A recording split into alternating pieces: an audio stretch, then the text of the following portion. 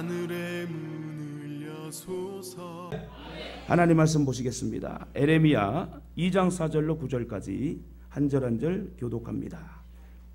1051쪽 구약성경 에레미야 2장 4절로 9절까지 한 절 한 절 교독할 때 자막도 준비했습니다. 제가 4절 말씀을 먼저 읽겠습니다. 야곱의 집과 이스라엘의 집 모든 족속들아 여호와의 말씀을 들으라.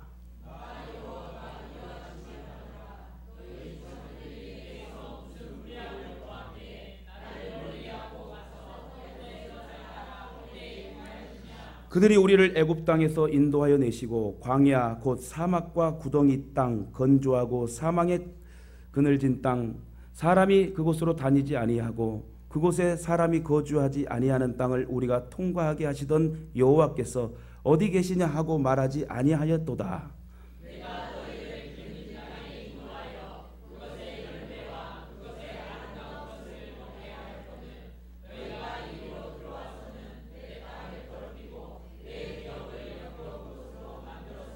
제사장들은 여호와께서 어디 계시냐 말하지 아니하였으며 율법을 다루는 자들은 나를 알지 못하며 관리들도 나에게 반역하며 선지자들은 바알의 이름으로 애언하고 무익한 것들을 따랐느니라.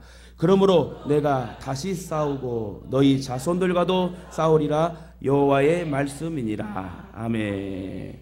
할렐루야. 우리 옆에 분과 인사합시다. 사랑하고 축복합니다. 오늘 주제를 또 한번 같이 인사하죠. 믿음이 병들면 죽습니다. 졸아도 죽습니다. 딴 생각도 죽습니다. 여러분 살기 원해요?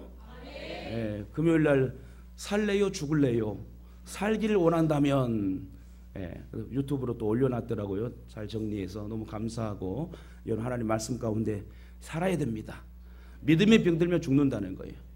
오늘 다시 한번 인사합시다. 꼭 삽시다. 할렐루야.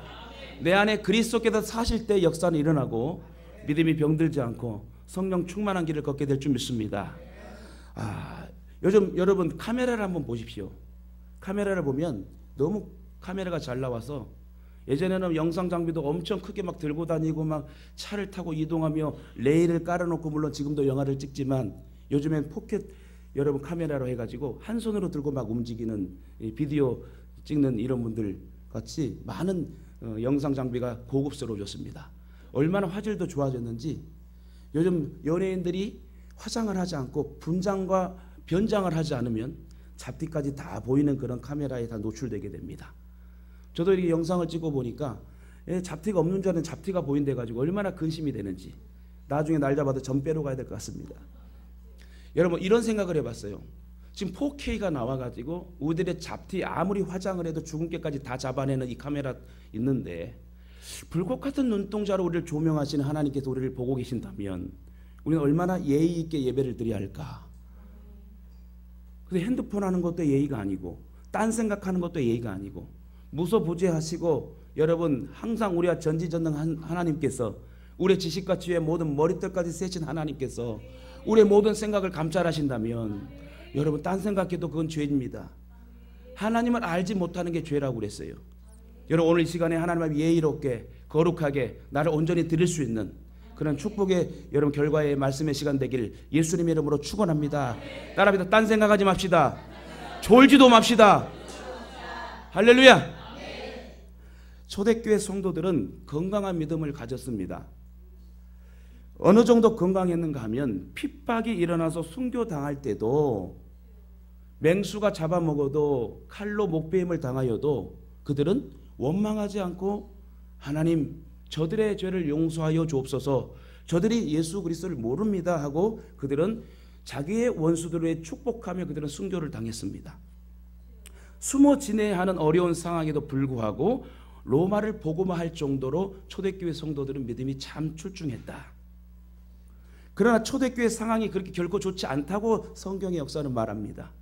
AD 64년에 로마의 네로 황제의 대화재 사건을 통하여 그가 계획한 것이 수포로 돌아가고 그 누명 쓸 화재의 사건이 기독교로 누명이 쥐어져 200 몇십 년 동안 대핍박이 일어나고 산채로 죽음을 당하고 산채로 화형을 당하며 산채로 맹수에게 잡아먹이는 여러분 엄청 어려운 혼란과 고통의 시간이 그들에게 시작되게 됩니다. 대핍박이 시작되어서 AD 313년 콘스탄틴 황제를 통하여서 로마가 기독교로 국교가 되게 됩니다. 어쩌면 우리가 살고 있는 시대는 너무나 행복한 시대인 것 같아요. 너무나 호조건, 좋은 조건에 믿음 생활할 수 있다는 거.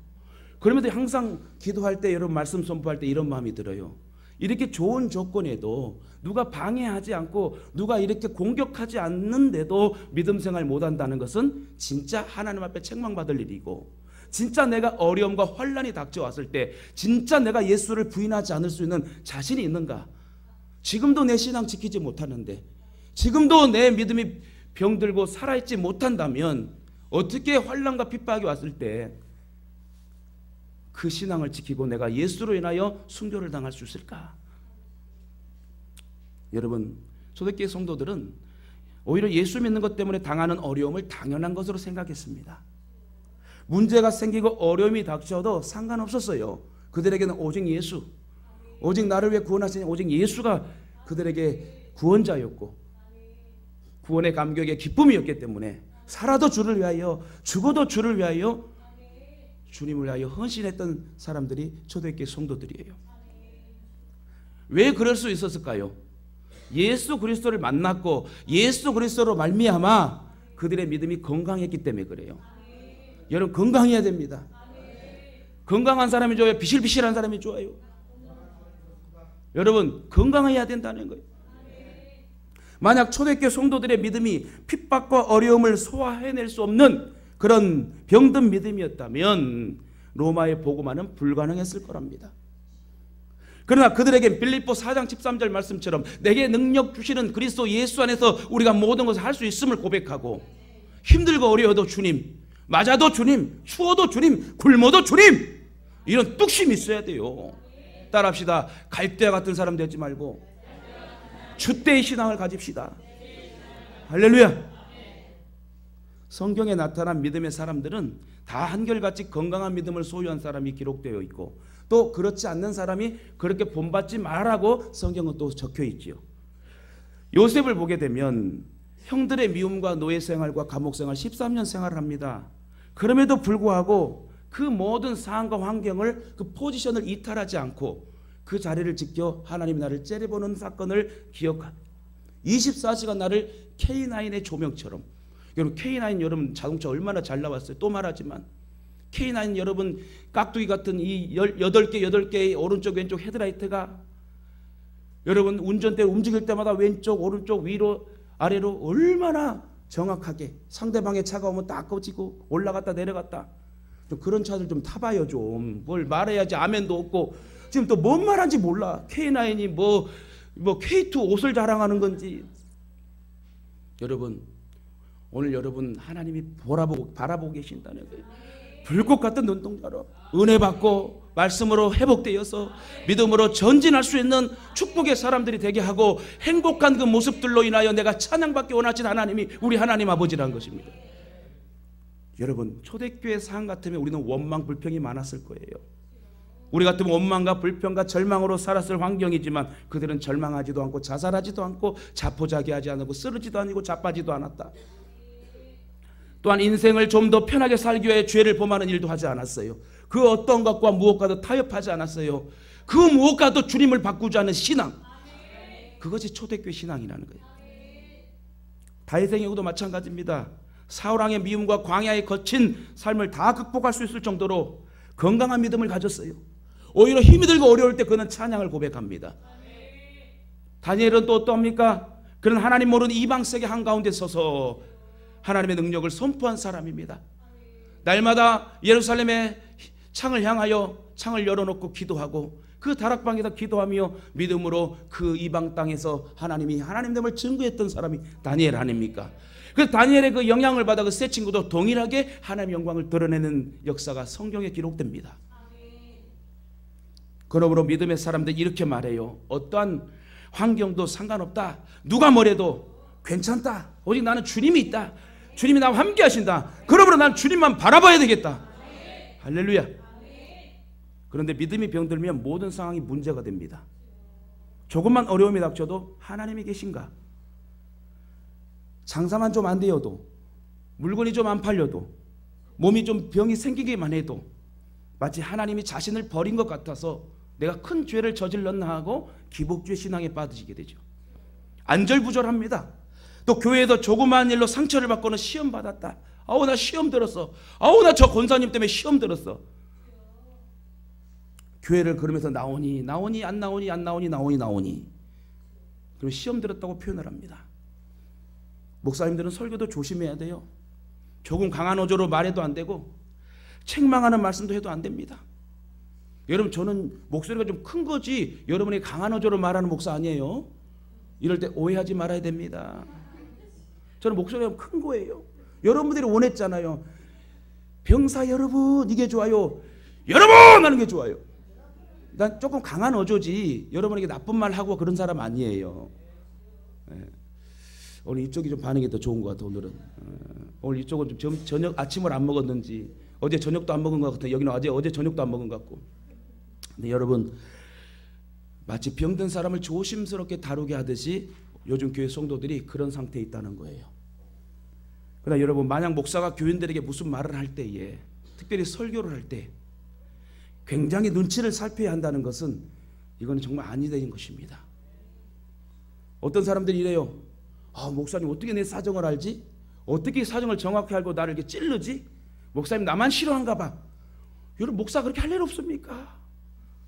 여러분 설교 준비할 때 여러분 미리 준비하고 미리 기도하고 미리 말씀을 반복하며 점검하며 여러분에게 말씀을 전할 때에 그 말씀을 통하여 특별히 강대상에서 설교가 말씀이 떨어질 때 그게 나에게 찔림이 온다면 내가 찔려야 돼요. 찔려서 내가 변화돼야 돼. 예. 고름이 터져 나와서 새살이 돋아듯이 내가 여러분 변화돼야 된다는 거예요. 내가 죽어야 산다니까요. 말로만이 예수가 아니라 행함이에요. 행함. 작은 일에도 흔들린다면 일꾼이 되기 힘듭니다. 조금만 서운한 말을 들었다고 금방 시험당하는 그런 믿음으로는 이 세상을 살리고 여러분 이 세상의 믿음으로 살 수 없다는 겁니다. 왜 그렇습니까? 어려운 상황이나 서운한 말이 문제가 아니고 믿음이 병들었기 때문에 그래요. 내가 병들어 버리면 다른 좋은 어떠한 거룩한 말씀이 떨어져도 받지를 못해요. 그럼 내가 죽어야 되고 내가 찔려야 되고 내가 변화돼야 돼. 과연 여러분의 믿음은 건강합니까? 한번 물어봅시다. 당신의 건강은 건강하죠? 건강하게 보인대요. 한 대 맞을 것 같은 느낌 서로가. 한번 인사합시다. 당신의 믿음은 건강합니까? 물어보지도 않아. 이쪽이 참 문제예요. 이쪽이. 내가 그래서 카메라를 보니까 항상 이쪽으로 가는 것 같더라. 70% 이쪽으로 가. 왜 그러냐면 자꾸 나의 안티 세력이 앉아 있는 것 같은 느낌 들어. 어디라고 말을 못 하겠어 내가. 그래서 제일 기도를 또 많이 해주니까. 여러분 모든 상황 모든 문제를 다 이길 수 있을 정도로 믿음에 서 있냐 말입니까? 여러분 신앙 점검해 보세요. 내가 정말 믿음으로 서 있는가? 내가 진짜 예수 그리스도를 위해 산다면서 내 행동은 진짜 가짜야. 이중인격이야. 이중적인 행동이야. 말로는 예수. 성전 문을 딱 나아가면 완전히 예수가 아니야. 자기가 예수야. 우리는 건강한 믿음을 소유해야 됩니다. 우리 몸이 건강하지 못하면 다른 사람에게 짐이 돼요.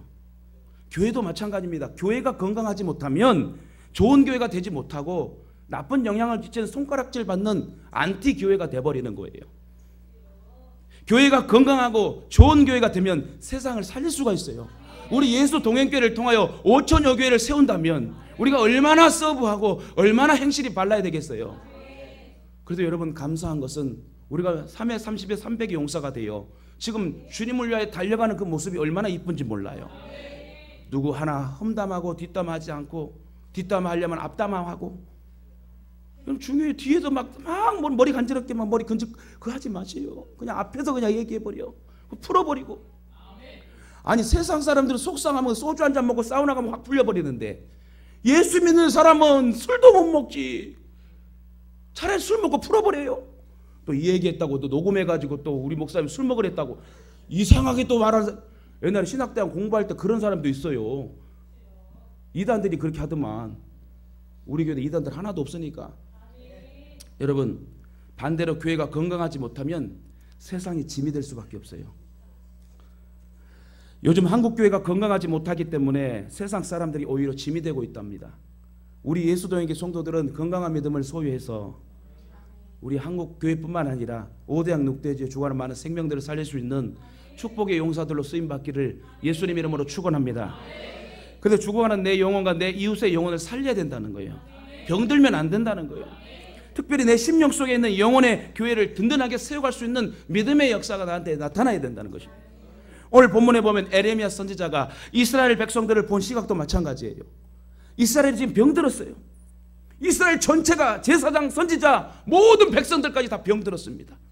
그렇게 하나님이 주셨음에도 불구하고, 그렇게 사랑해 주셨음에도 불구하고, 비록 광야 생활이 어려웠지만 그 모든 어려움도 다 이길 정도로 모든 환경을 열어주신 분이 우리 하나님이신데, 그런데 가나안에 들어와서 왕 제도가 생기고 나라가 커지자 그만 이스라엘의 신앙은 병들게 됩니다. 신정 정치가 아니라 왕정 정치가 돼가지고 하나님 중심이 아니라 신을 의식하는 게 아니라 사람을 의식하게 됩니다. 그래서 에레미야 선지자는 이것이 안타까웠습니다.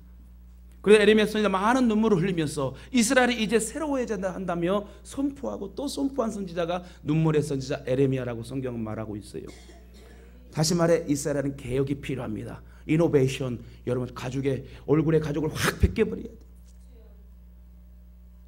본론으로 들어가서 이스라엘 병들은 뭐가 문제입니까? 믿음이 병들었다는 거예요.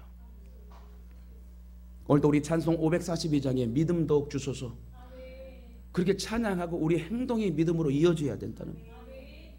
본문은 에레미야가 선지자가 소명을 받고 에레미야 선지자가 소명을 받고 본격적으로 예언 사역을 시작하면서 처음으로 이스라엘을 향해 선포하는 첫 메시지입니다. 간단하죠. 내용은 하나님은 이스라엘을 사랑했다는 거예요. 특별히 옛날을 회상하면서 이스라엘의 사랑스러웠던 시절을 추억하고 있습니다. 그때는 바로 이스라엘이 광야에 있을 때를 말해요. 오히려 광야에 있을 때에 순수했다는 겁니다. 때론 불평하고 원망했을지라도 가나안 정착에서 우상 숭배하기보다는 광야에서 원망하고 불평했던 그 어린 시절이 오히려 내가 더 추억하고 싶노라. 광야에서의 시절은 하나님과 이스라엘이 가장 좋은 시절이었다고 말합니다. 하나님 그때를 이렇게 표현해요. 에레미야 2장 2절에 보니까 내 소년 때의 우위와 내 결혼 때의 사랑 곧 씨 뿌리지 못하는 땅 광야에서 어떻게 나를 쫓았음을 내가 너를 위하여 기억하노라. 이런 광야 때를 이스라엘의 소년 시절 막 결혼한 신혼 시절로 표현하고 있습니다. 내 소년의 때 결혼 때의 사랑이라는 말은 의미심장한 말이에요. 얼마나 두근거리겠어요. 얼마나 새롭겠어요. 부모가 자녀를 키울 때 언제가 가장 이쁘죠? 어린아이 때가 제일 이쁜 것 같아요. 제가 대학원 다닐 때 아이 태어나가지고 우리 큰아들 태어나고 얼마나 기쁜지 제가 또 말합니다만은 못 들은 사람을 위해서 제가 대학원 다니면서 공부할 때 그렇게 공부를 열심히 하려고 했는데 안 되더라고. 왜? 아이가 태어났잖아. 그리고 교수님에게 우리 할아버지가 위독합니다. 돌아가신 할아버지를 또 돌아가시게끔 한 거예요. 우리 할머니가 위독합니다. 그 다음 주는 우리 장인어른이 조금 지금 불안합니다. 하고 16번 강의를 들어야 되는데 한 7번을 빠진 것 같아. 그리고 사모는 당신 때문에 우리 아버지가 돌아가셨다고. 근데요 그렇게 보고 싶더라고. 그렇게 그 아이가 얼마나 이쁜지. 부러워요 여러분? 부러우면 지는 거예요.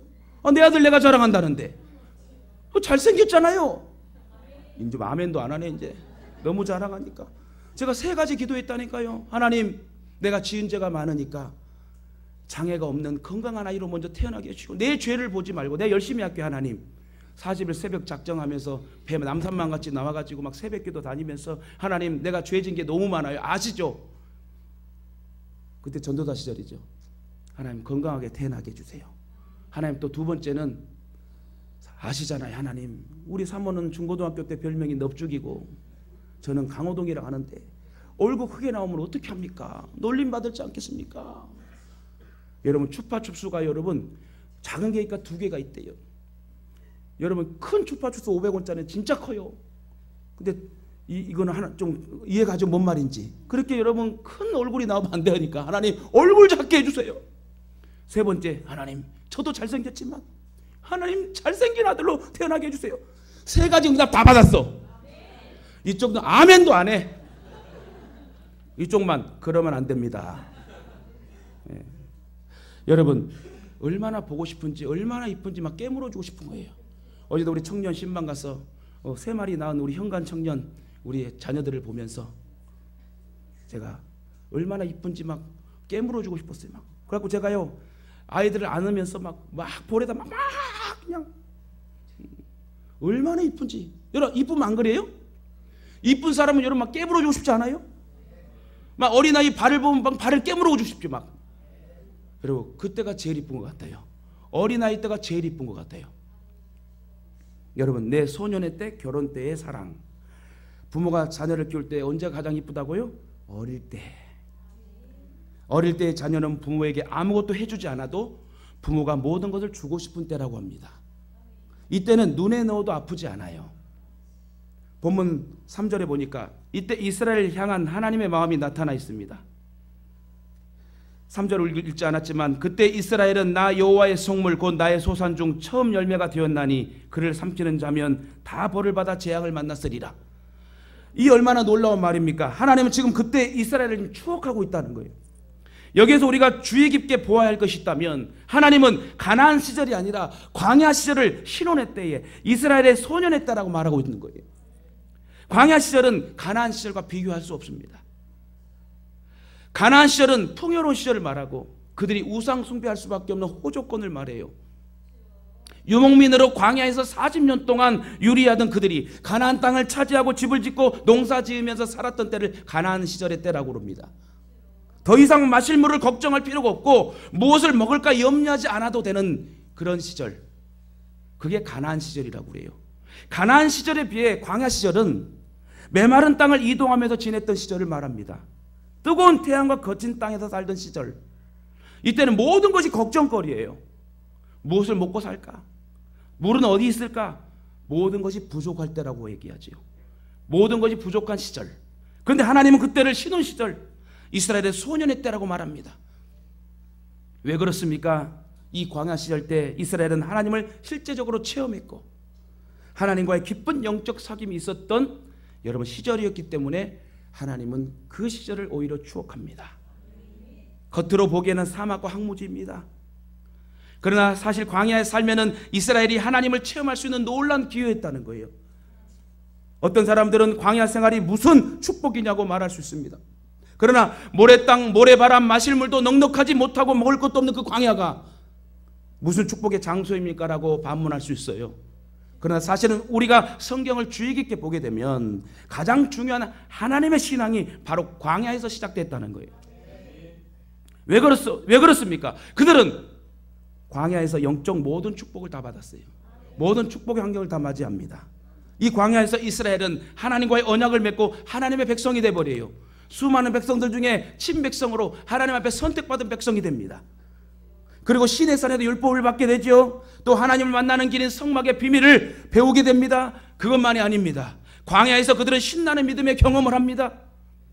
하늘문이 열려서 그들에게 필요한 양식 만나와 메추라기를 보내주시고 반석에서 샘물이 터져 나오는 기적을 맛보게 하며 그것만이 아닙니다. 낮에는 구름 기둥으로 시원한 그늘막 되게 하시고 밤에는 불 기둥으로 따뜻한 온기가 되어서 아무 돈도 들어가지 않고 아무 걱정 근심이 없도록 의복과 신발이 헐지도 헤어지지 않도록 하나님 그들을 책임져 주신 시절이 광야 시절이라는 거예요. 그게 여러분 첫사랑이란 것이에요. 여러분 첫사랑 회복합시다. 믿음을 중간중간 점검해야 돼요. 왜 우리에게 수요예배, 금요예배 각종 예배를 주십니까? 우리는 망각하는 동물이기 때문에 자꾸 하나님을 잃어버리려고 하는 이 원근성이 있기 때문에 예배를 통하여 여러분 하나님 만나게 하고 죄 짓지 않게 하고 하나님의 능력을 받아 하나님 언제 터뜨려 줄지 모르기 때문에 여러분 예배 중심의 삶을 살아야 돼요. 따라합시다. 일주일에 한 번 교회 오는 것은 상당히 위험합니다. 믿으십니까? 여러분 하늘문이 열려서 그들에게 필요한 양식을 공급해 주시고 얼마나 큰 축복의 일들입니까? 이때 이스라엘은 하나님 눈에 사랑스러웠어요. 그리고 그 과정을 통과하여 네가 나를 하나님으로 인정하게 되면 놀란 축복의 땅을 주실 것이라고 하나님 약속해 주셨음에도 불구하고 이들은 배은망덕한 생활을 하게 됩니다. 이 광야 시절에 이스라엘 백성들은 믿음의 훈련을 하였던 시절이에요. 여러분, 훈련을 통과해야지 그 자리에 설 수가 있어요.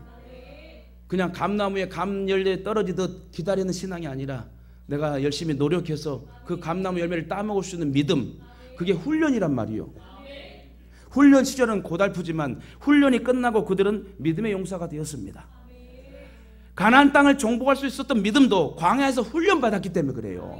여러분, 이제 막바지에 왔어요. 우리 예동 성도들도 이제 이전하고 확장해서 5대양 6대주를 향하여 5,000개를 세울 비전을 이루시기 위해서 우리가 믿음의 용사가 되게 하고, 우리 교회는 뒷담화하는 사람도 없고 원망 불평도 없고 교회 중심, 하나님 중심, 말씀 중심, 목사님 중심으로 똘똘 뭉쳐서 지금 전진하는데 얼마나 이뻐요. 얼마나 하나님 기뻐하시겠어요.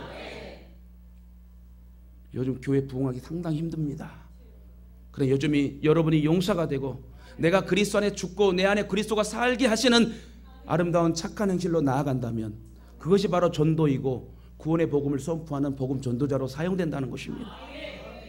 여러분, 광야에서 훈련으로 그들은 가나안의 어떤 적들도 다 이겼다고 그랬어요. 아낙 자손도 문제가 되지 않았습니다. 철병거도 무섭지 않았습니다.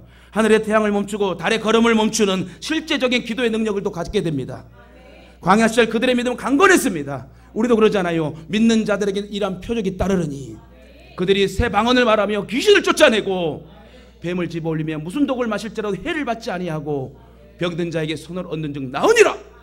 이런 능력을 우리에게 주셨는데 담대하게 여러분 믿음 갖고 살아야 돼요.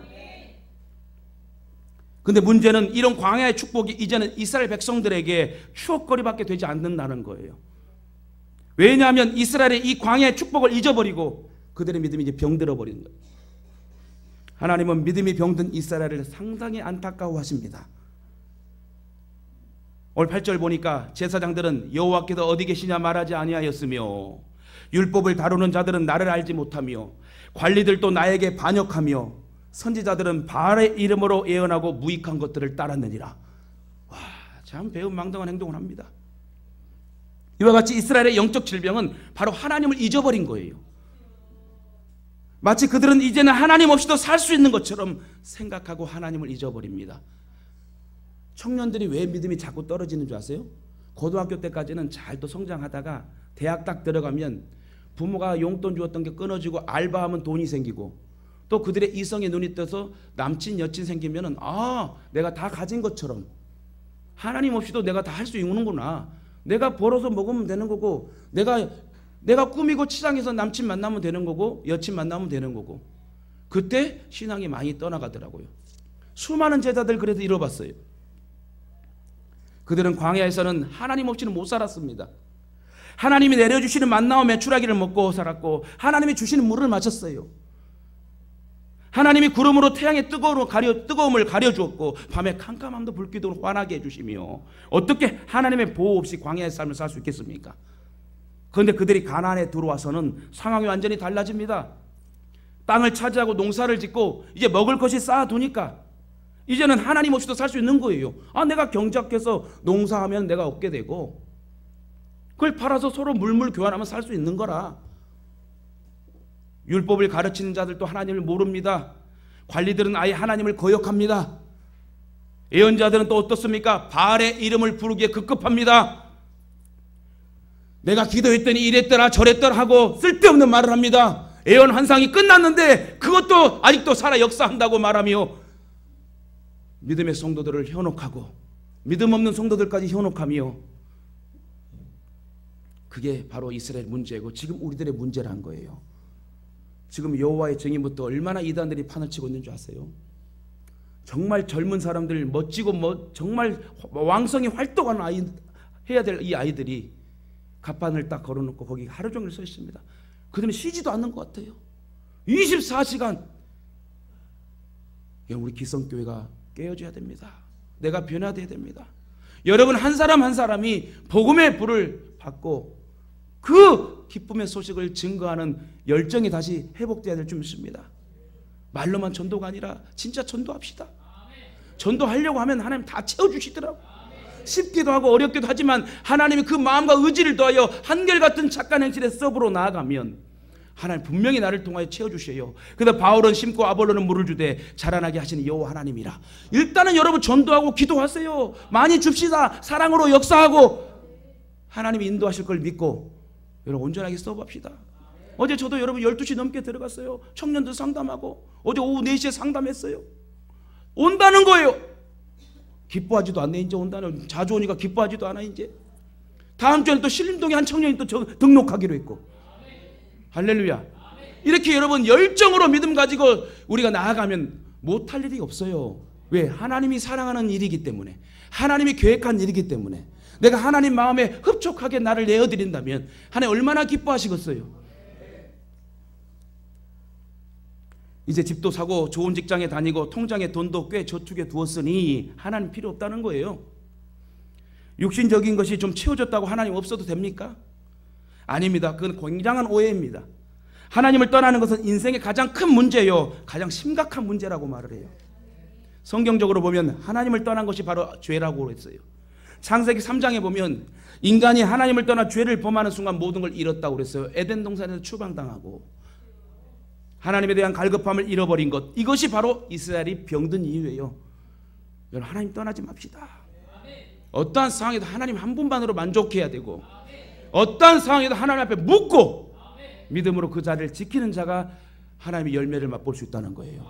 조금 힘들다 해서 이탈하지 마세요. 그 자리를 지켜야 돼.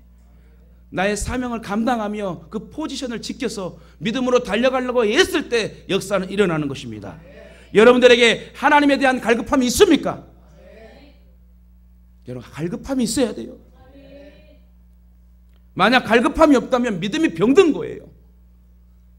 그 갈급함을 통해서, 사모함을 통하여 하나님 말씀을 듣고 내가 찔림받고 변화되어 남편도 변화시키고 자녀도 변화시키고 아내도 변화시키고, 그렇게 여러분 역사가 일어나야 되는데 얼마나 재밌겠어요. 저는 요즘 피곤치도 않아요. 청년들과 또 영혼들이 막 오고 등록도 하고 상담하고, 저라고 안 바쁘겠어요? 저라고 안 피곤하겠어요? 어제도 엄청 피곤했어요. 그러나 그 영혼이 함께 대화하고 그 영혼이 발가하고 같이 함께 한다는 그 소식을 듣고 얼마나 기쁜지, 오늘 또 새로운 성도가 온다니까 너무나 기뻤고, 그를 위해 기도했고 하나님 만져주시고 그에게 새로운 성령의 충만한 기쁨을 달라고 기도하며 말씀을 선포하는 이 자리에 섰다는 것도 하나님의 은혜란 말이에요. 이렇게 귀한 말씀이 떨어졌음에도 불구하고 우리의 행동이 변화되지 못하고 우리의 생각이 변화되지 못하고 마귀의 작업장이 되어버린다면 하나님 얼마나 마음 아플 거예요. 이스라엘이 하나님을 떠나자 이스라엘은 더 이상 하나님의 사랑의 대상이 아니고 오히려 심판의 대상이 되었습니다. 부모의 속을 썩이는 자녀들을 보고 우리는 이 왼수 같은, 그럽니다. 부부의 사랑이 식어지고 문제가 생기면 사랑하는 남편이 어느 날 미움의 대상이 되고 또 무거운 짐이 되고, 이스라엘이 바로 그렇게 되었다는 거예요. 이스라엘은 이제 하나님의 근심거리가 되어버렸습니다. 여러분, 이스라엘이 믿음이 병들게 된 이유 하나는 뭔지 아세요? 사명을 잃어버려서 그래요. 사명을. 여러분 모두에게, 저에게 사명이 있어요. 사명. 하나님 주신 나에게 명령이 있단 말이에요. 그 명령은 지켜도 되고 안 지켜도 되가 아니라 무조건 복종해야 되고 지켜야 되는 거예요. 하나님께서는 시내산에서 이스라엘을 하나님의 백성으로 삼았습니다. 하나님이 이스라엘을 통하여 전 세계에 하나님 살아계신 것과 하나님의 영광을 드러내기를 원했어요.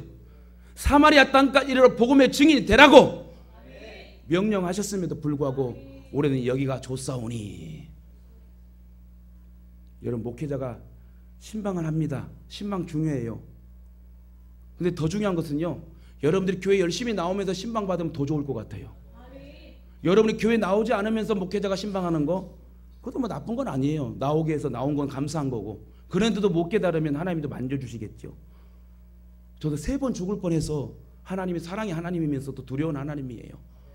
그래서 여러분 목회 열심을 하면 하나님 나에게 기쁨 주시고 능력 주시고 좋은 축복의 환경 주실 줄 믿고, 그거 무엇보다 내가 천국에 들어갈 수 있다는 확신을 주셨기 때문에 제가 목회하는 거고 이 길을 걸어가는 것입니다. 광야에서의 훈련은 바로 이것을 위해서입니다. 이스라엘은 그런데 가나안에 들어가자 바로 하나님 잃어버려요. 하나님 잊어버립니다. 화장실 들어갈 때 막 급해, 나올 것 같아. 딱 해결하고 나와서는 내가 언제 급했냐고. 그럼 제가요 예전에 찬양을 인도할 때 찬양 사역을 했잖아요. 찬양을 인도할 때 전도사 때요 얼마나 힘들었는지 몰라요. 갑자기 찬양 인도하는데 뭘 잘못 먹었는지 막 속이 뒤집어졌네. 한 20분을 인도해야 되는데 한 10분 인도하고 나서 10분 남았는데 어떻게 할까 하는데 막 속이 보글보글거리고 조금 더 하면 그냥 싸버릴 것 같더라고. 엄청 힘들었어요. 여러분 그래도 화장실 딱 갔다 오니까 얼마나 편한지. 여러분 우리가 급할 때는 하나님 찾고 내가 좀 먹고 살만하니까 하나님 잊어버린다는 거, 그건 여러분 잘못된 생각이고 행동입니다. 하나님을 세상에 드러내는 것, 하나님께 영광을 돌린 것도 아니고 자신들이 잘 사는 것, 자신들의 유익과 이방 사람들처럼 육신적인 욕구 가득 찬 것, 그러자 그들은 육신적인 축복을 약속하는 바알을 찾기 시작합니다. 온통 그들의 관심은 잘 사는 것, 물질 축복, 건강 축복, 가정 축복, 무슨 축복 축복해 주소서. 축복해 주소서는 안 틀린 거예요. 하나님 나에게 복을 내려 주소서 해야 돼요. 하나님이 여러분 복의 근원 되시고 복을 주시는 분인데 복을 빌어주는 분이 아니잖아요. 그래서 여러분 축복해 주셔서 이것도 틀린 거예요. 하나님 나에게 복을 내려 주소서. 빌축자 복복자잖아요.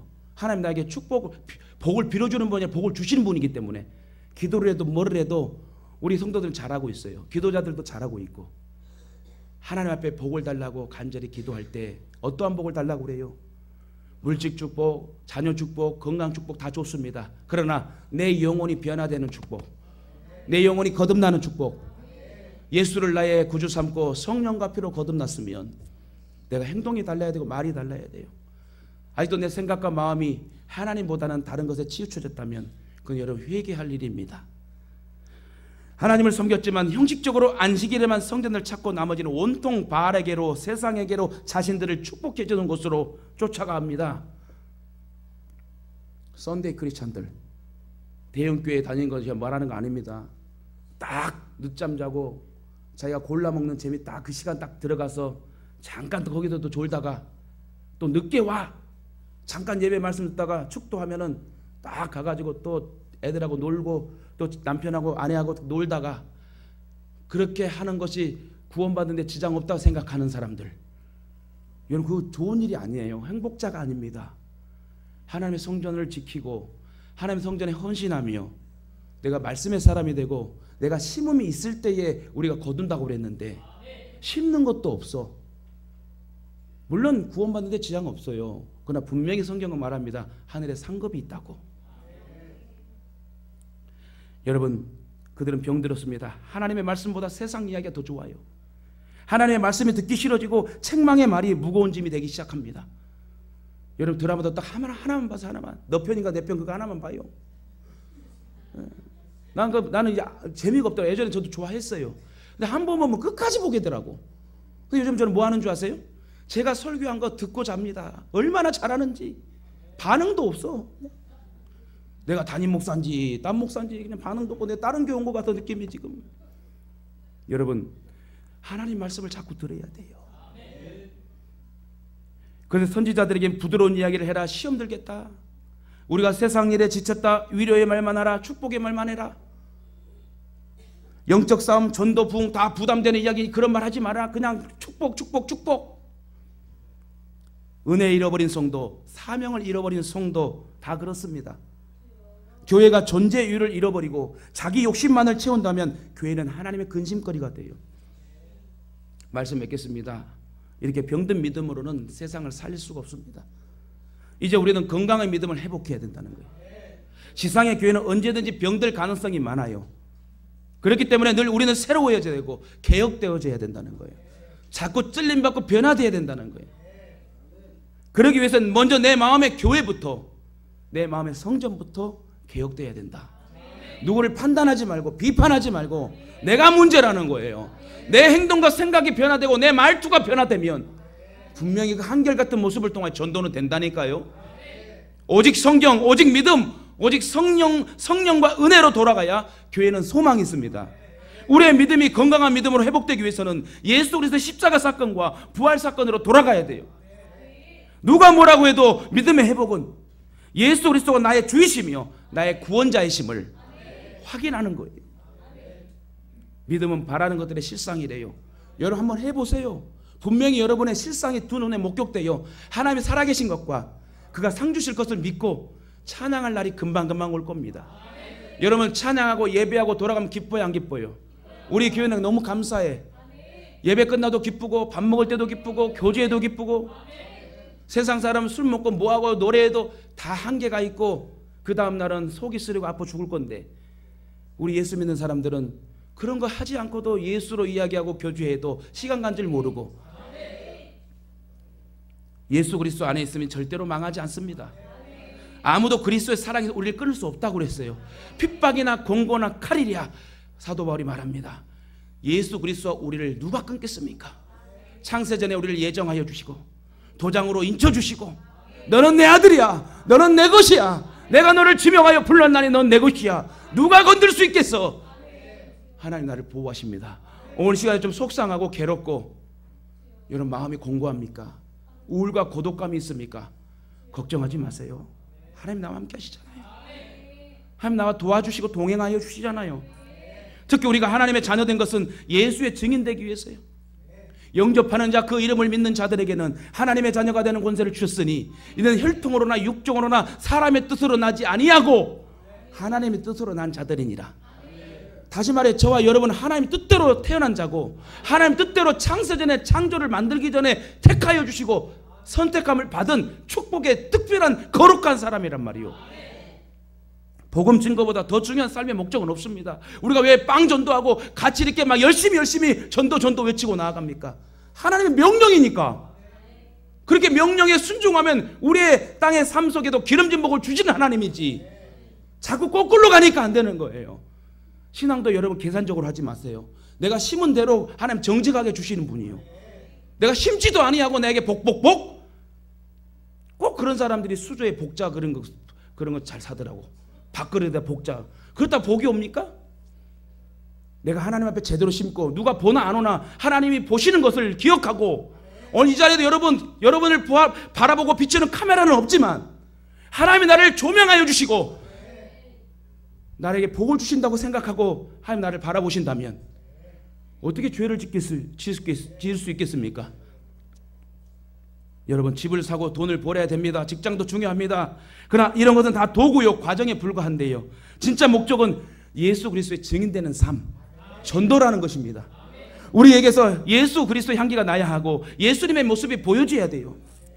사명을 잃어버리고 돈을 벌면 문제가 됩니다. 사명을 잃어버리고 건강해도 문제가 돼요. 믿음을 회복하려면 기도의 능력을 회복해야 되고 기도는 방법이 아니고 성도들의 삶이라고 그랬어요. 교회에서만 기도하지 말고 삶 속에서도 기도하시고 하나님은 기도를 통해 우리들의 필요를 채워주시고 또 기도를 통해 세상을 이길 수 있는 새 힘을 공급해 주신대요. 근데 기도할 때 그냥 기도하지 말고 말씀 붙잡고 기도하세요. 그러므로 기도하는 자가 사명을 감당할 수 있고 특별히 말씀을 붙잡고 행하고 기도하는 자에게 은혜와 성령의 체험을 할 수 있도록 능력과 권세로 역사할 줄 믿습니다. 혹시 여러분의 믿음은 병들지 않았습니까? 혹시나 여러분 주춤했다면 오늘 말씀을 통해 다시 회복하여서 전진하시고 마음을 활짝 열고 갈렙과 여호수아처럼 믿음으로 전진할 수 있는 축복의 사람 되시길 예수님 이름으로 축원합니다. 축원합니다.